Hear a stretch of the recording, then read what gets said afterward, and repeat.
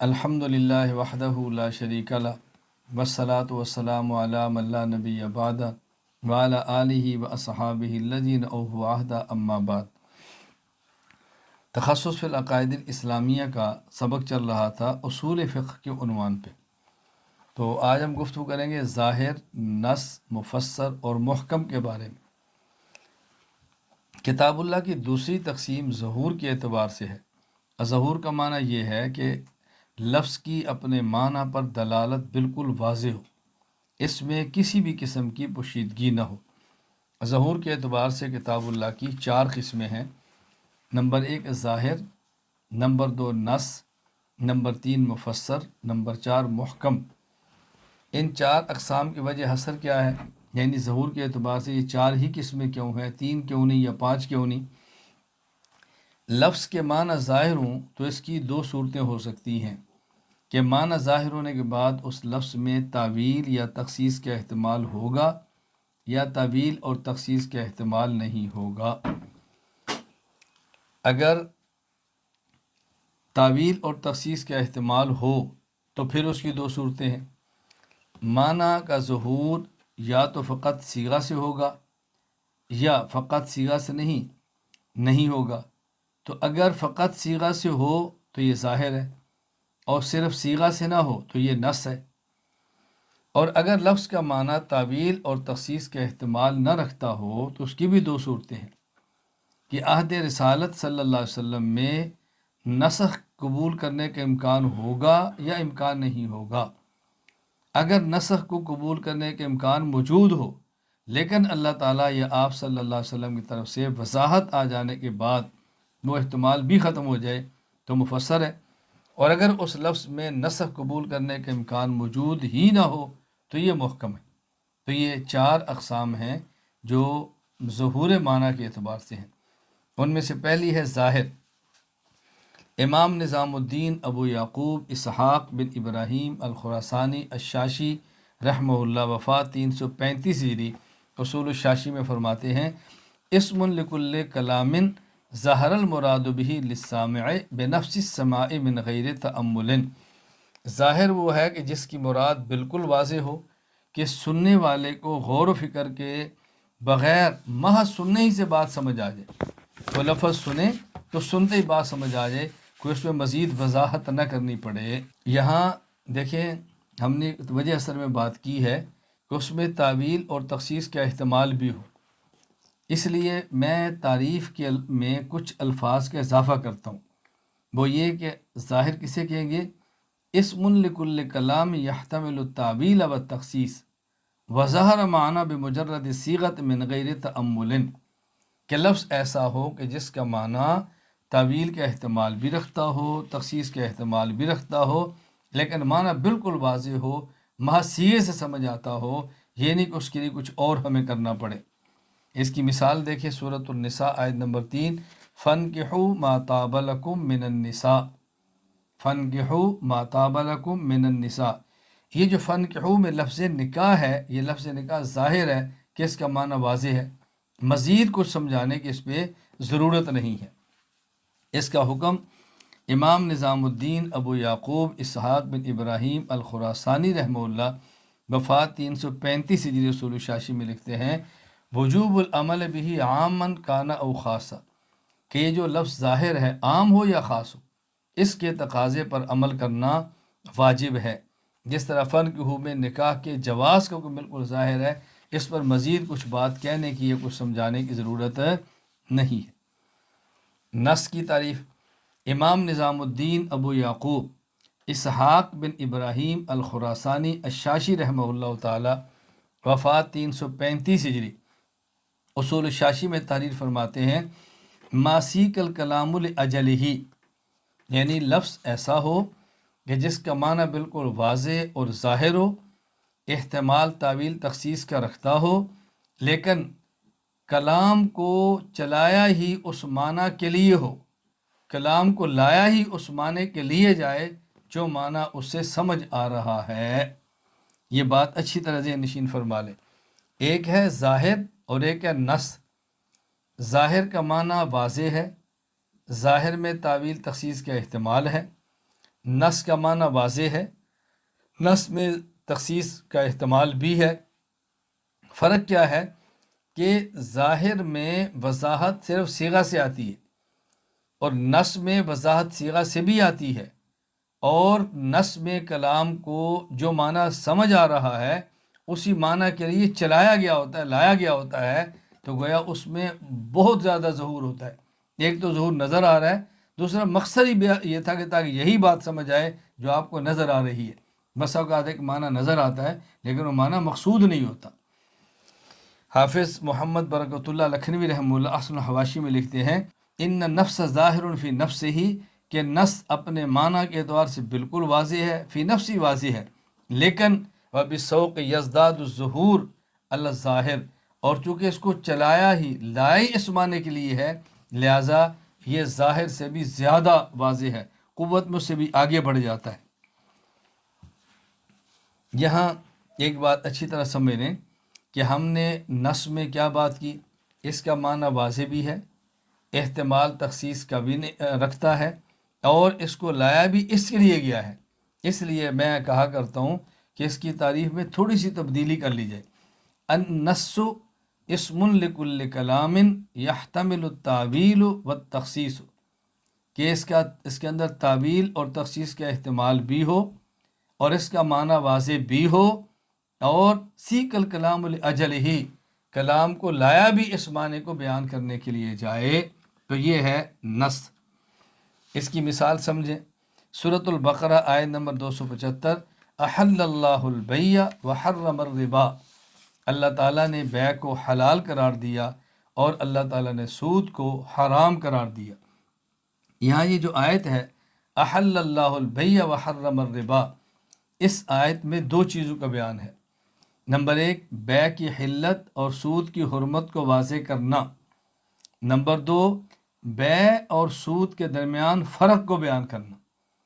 تو یہ جو ہے کہ بیع کی حلت اور سود کی حرمت کو واضح کرنا، ایک تو یہ بات ہے، اب اس کو اچھی طرح سمجھ لیں۔ دوسرا، بیع اور سود کے درمیان فرق، یہ دو چیزیں ہیں۔ جہاں تک تعلق ہے پہلی بات کا کہ بیع کی حلت اور سود کی حرمت کو واضح کرنا، یہ بالکل واضح ہے، لفظ سے سمجھ آ رہی ہے، اس میں مزید کوئی بات کہنے کی ضرورت نہیں ہے۔ اور جو دوسری بات ہے کہ بیع اور سود کے درمیان فرق کرنا، اب لفظوں سے فرق کرنا سمجھ نہیں آ رہا، لیکن اس کلام کو لایا گیا ہے فرق کو بیان کرنے کے لیے، فرق بیان کرنے کے لیے کہ سود چونکہ حرام ہے اور بیع چونکہ حلال ہے، اس کا معنی یہ ہے کہ ان دونوں میں فرق ہے۔ اگر فرق نہ ہوتا تو دونوں حلال ہوتے ہیں نا، پھر ایک کو حلال کہنا اور ایک کو حرام کہنا کیوں ہے؟ یہ بات اچھی طرح ذہن نشین فرما لیں۔ اس کا حکم امام نظام الدین ابو یعقوب اسحاق بن ابراہیم الخراسانی رحمہ اللہ وفات 335 ہجری رسول شاشی میں فرماتے ہیں، وجوب العمل بھی عامن کان او خاصا، اس کے مقتضا پر عمل کرنا واجب ہے، یہ عام ہو یا خاص ہو۔ اس کی مثال دی ہے، احل اللہ البیع وحرم الربا، سورۃ البقرہ نمبر 275۔ یہ دیکھو، بیع اور ربا میں فرق بیان کرنے میں نص ہے، احل اللہ البیع وحرم الربا، نص کا معنی اس کو لائے اس لیے گیا ہے۔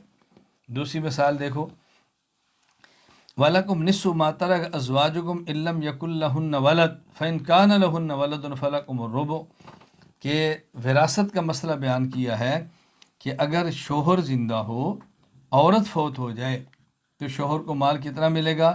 اس کا نصف، لیکن اور اولاد، ان کی اولاد ہو۔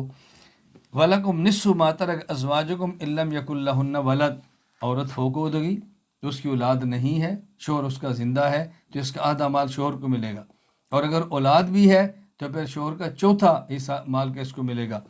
اب یہ الثلث اور ربع، اس کے اندر دیکھیں نص یہ بالکل خاص ہے، اس کا معنی ثلث کا معنی تہائی ہوتا ہے، ربع کا معنی چوتھائی ہوتا ہے، نصف کا معنی نصف ہوتا ہے۔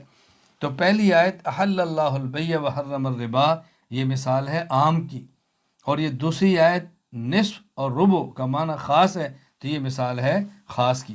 اس لیے اچھی طرح دونوں میں فرق ذہن نشین فرما لیں۔ مفسر امام نظام الدین ابو یعقوب اسحاق بن ابراہیم الخراسانی رحمہ اللہ وفات 335 ہجری رسول شاشی میں لکھتے ہیں، ما ظہر المراد به من اللفظ ببیان من قبل المتکلم بحیث لا يبقى معه احتمال التاویل والتخصیص۔ مفسر وہ ہے جس کی مراد متکلم کے بیان سے واضح ہو، اس طور پر کہ اس میں تعویل اور تخصیص کا کوئی احتمال باقی نہ رہے۔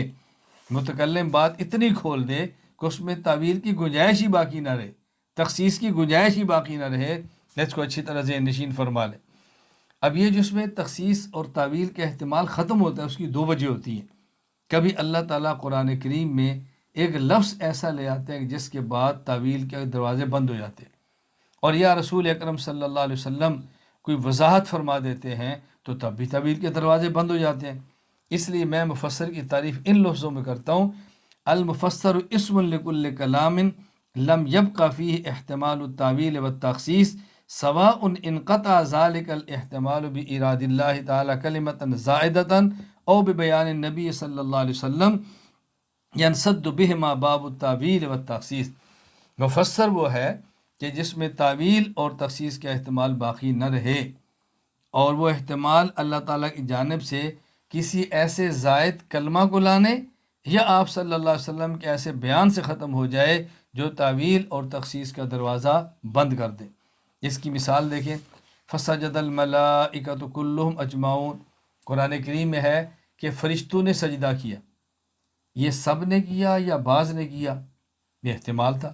اللہ نے فرمایا کلہم، سب نے کیا، تو احتمال کا دروازہ بند ہو گیا، تخصیص کا دروازہ بند ہو گیا۔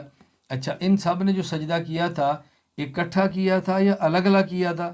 فرمایا اجمعون، جمع ہو کر اکٹھا کیا تھا۔ یہ احتمال بھی ختم ہو گیا، کسی نے آج کیا ہو، کسی نے کل کیا ہو، بیک وغیرہ سارے سجدے کے اندر گر گئے۔ دوسری مثال دیکھیں، صحیح مسلم حدیث نمبر 1961، امام ابو الحسن مسلم بن حجاج القشیری النشاپوری رحمہ اللہ فات 261 ہجری حدیث لائے ہیں۔ برا بن عازب رضی اللہ عنہ فرماتے ہیں کہ رسول اللہ صلی اللہ علیہ وسلم فرمایا: ان اول ما نبدأ به فی یومنا ھذا، عید الاضحیٰ کے دن ہم کیا کریں گے؟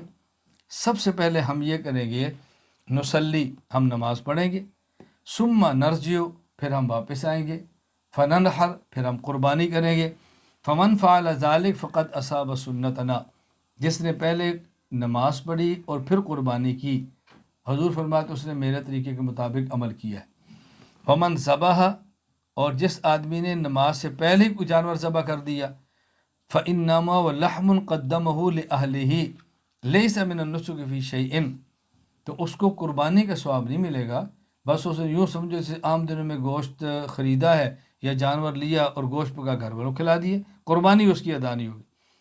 ابو بردہ رضی اللہ تعالیٰ عنہ صحابی تھے، قد ذبح، انہوں نے عید کی نماز سے پہلے جانور ذبح کر دیا، تو انہوں نے کہا: یا رسول اللہ، اندی جزءۃ خیر من مسنۃ، میرے پاس بکری ہے جو کہ 6 مہینے کی ہے، میرے پاس بکری ہے جو 6 مہینے کی ہے، لیکن وہ اس بکری سے بہتر ہے جو سال کی ہوتی ہے، تو مجھے آپ فرمایا میں یہ قربانی کر سکتا ہوں؟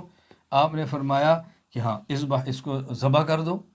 اب بات توجہ سمجھنا، بکری کے لیے ضروری ہے کہ 1 سال کی ہو، 1 سال سے کم ہو تو قربانی نہیں ہوتی۔